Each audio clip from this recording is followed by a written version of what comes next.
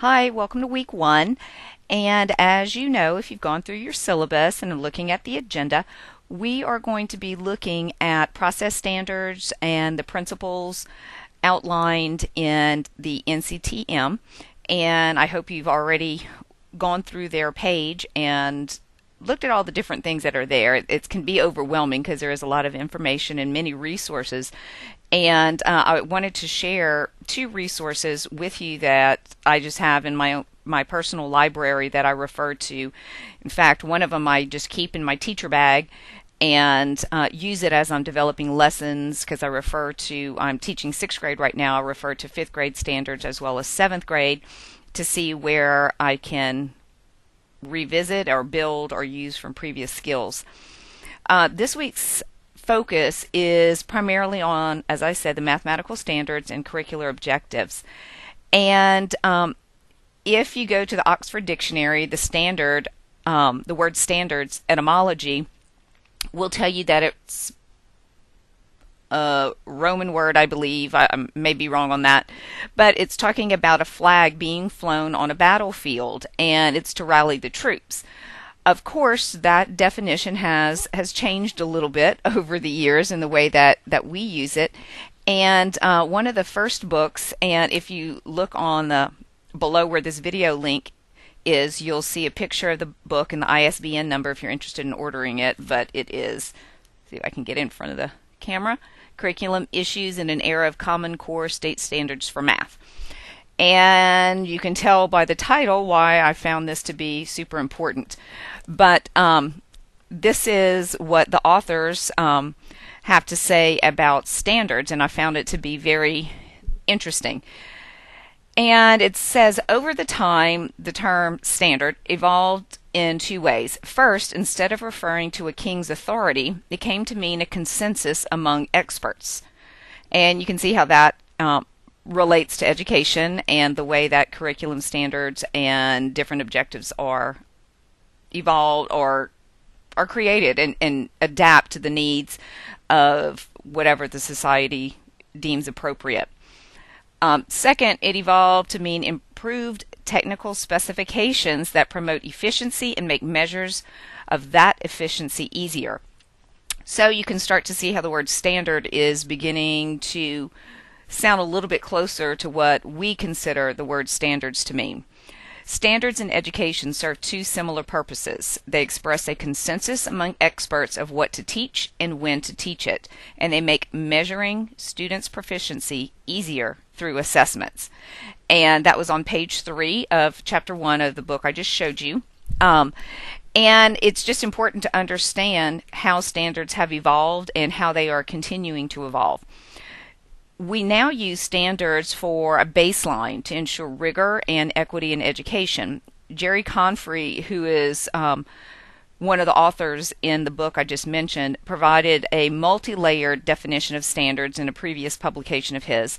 And it starts by figuring out what exactly you need students to know or what you need them to do. It's not simply an arbitrary set of words. It has to represent a very clear, achievable goal. And from there, skills are broken into domains and clusters of related concepts or skills. As I'm sure all of you have seen, if you're in-service teachers, you've seen the different domains in your county or district's curriculum. And the Common Core standards for math, K through 5, have 6 of these domains, and counting and cardinality is kindergarten only. Operations and algebraic thinking, number and operations in base 10, number and operations for fractions or grades 3 through 5, measurement and data, and geometry. For 6th through 8th, ratio and proportional relationships, number system, expressions and equations, functions applying only to 8th grade, geometry, and statistics and probability. And each of those have several skills that fall under those main domains. The last part of the definition that he offered reminds us of the importance of, quote, restricting excessive variation, end quote.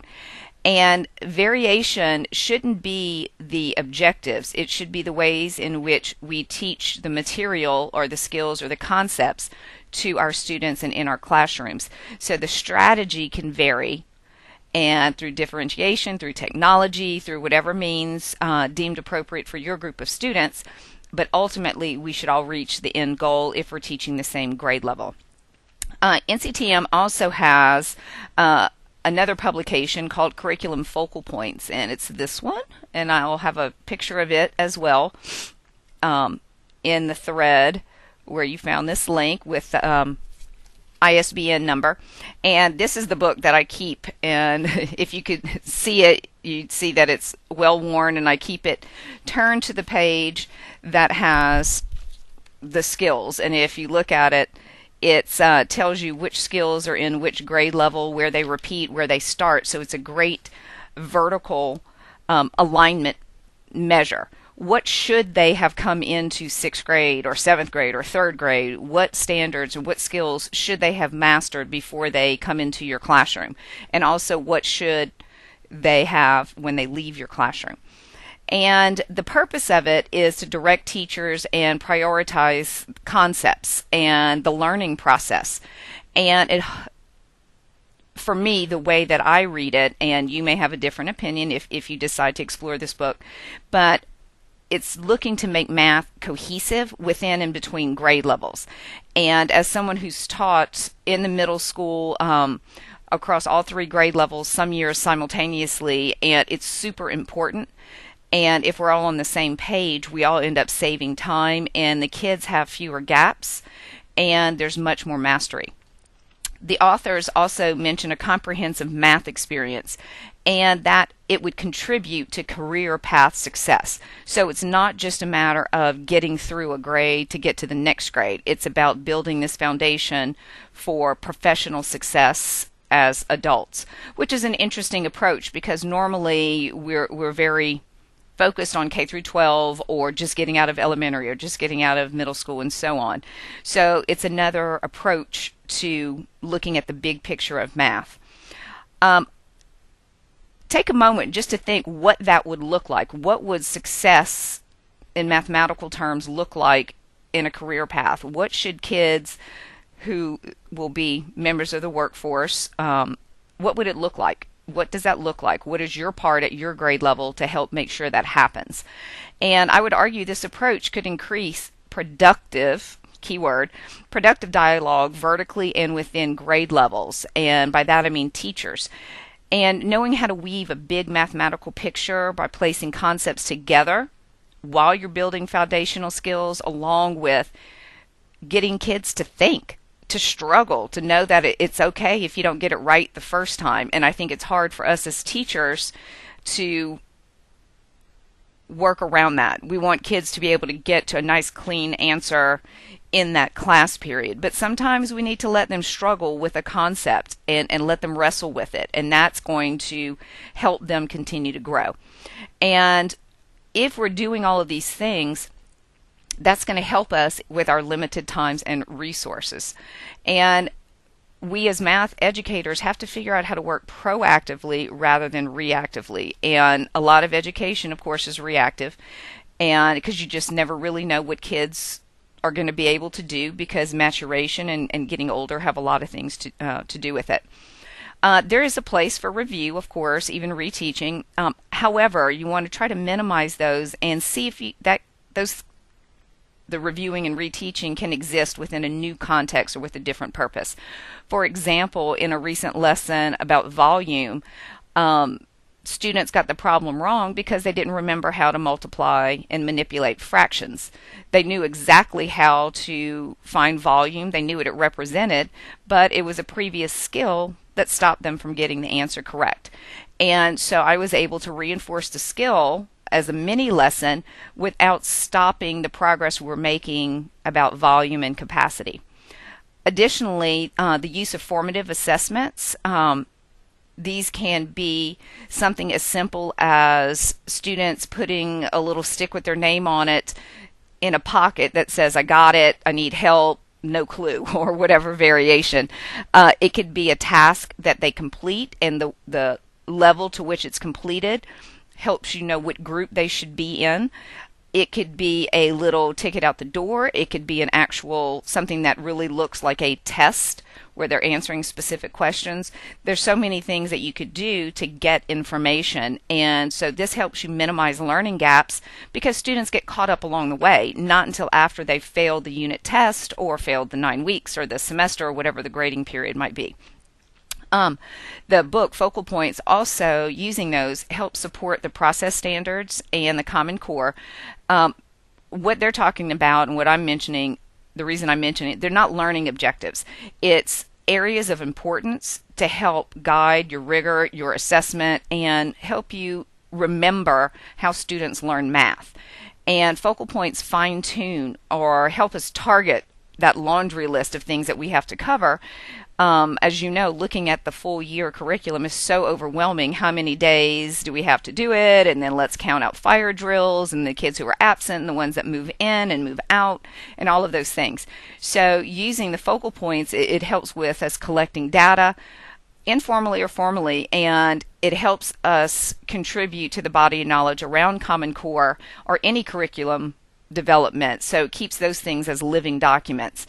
And because we need to keep adjusting to our changing needs in the K through 8 classrooms. And I would like at this point, kind of as a little closing thought for you, begin to think about how you focus your lessons. What's driving your strategy or the order in which you teach a unit? Is it your comfort level? Is it for the students? Is it because that's what you agreed upon as a grade level? How are you assessing mastery? When are you assessing mastery? How many areas do you have for improvement, or where you are the master of those things that you could offer expertise to someone else in your building? Are you taking advantage of, or do the opportunities exist for collaboration in your building where you can pick the brain of other teachers who've excelled in certain areas where maybe you are a little weak and vice versa? And finally, I like to think of math as my math analogy or math teaching analogy is thinking of sweeping. And so if you can imagine, if you just have a normal broom and you go to sweep, with the first pass you get those big pieces. But when you sweep, you always have to go back a couple times to get those things that you missed the first time. And then there's all the little things stuck in the corner. And then maybe there's that one little sticker or something stuck on the floor. And you might actually have to get on your hands and knees to get that one. And as teachers, our goal is to make sure we are getting the big and the little pieces together, because we don't have time to make all those passes. And little concepts can grab onto our bigger ones if we do it right. And that saves us time in the long run. Of course, there's going to always be that one student or skill who is, if you will, stuck in the corner, and we have to plan accordingly. That's part of what we do, and that's part of what keeps us being innovative. And I don't claim to have all the answers, and I hope to get some tricks from some of you as well as you make comments in the discussion threads. But I look forward to seeing and reading your thoughts and seeing your work over the next week.